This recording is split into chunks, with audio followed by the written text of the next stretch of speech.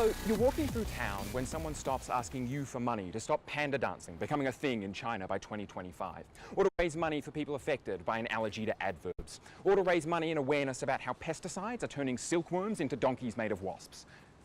Okay, that person is probably crazy. But more commonly, you get stopped in the street by someone asking you to make a monthly donation to a worthy cause like UNICEF.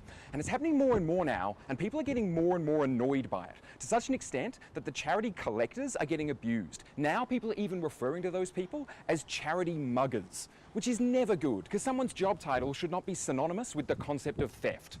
Well, I mean, apart from lawyers, obviously.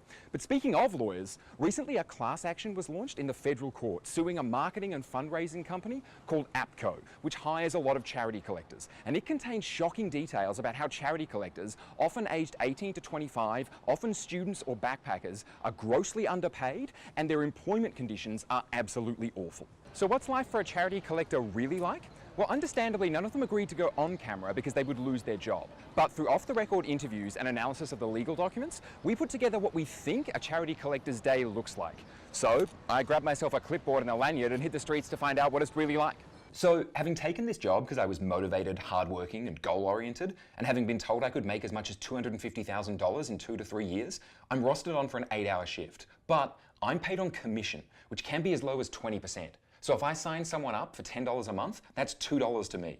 The lead claimant in the APCO case, Jacob Bywater, estimates he worked 80 hours a week over 7 days for almost 2 years. On a good week, he'd make $25 an hour. On a bad week, that could be as low as $2.50. Oh, and if the threat of poverty wasn't enough to keep me out here, how about the constant pressure to meet sales targets?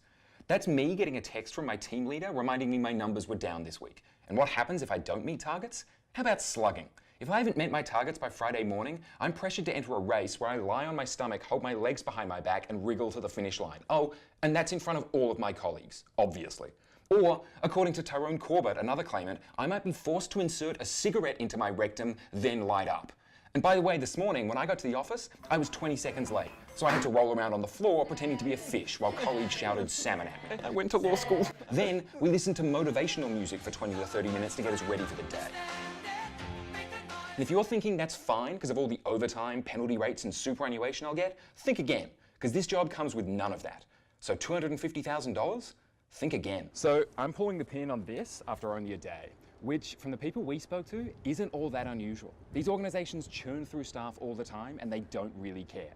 Oh, and the next time you're walking through the city and you walk past a charity collector, maybe think about saying something other than fuck off. And if you're a charity, definitely think about never dealing with APCO.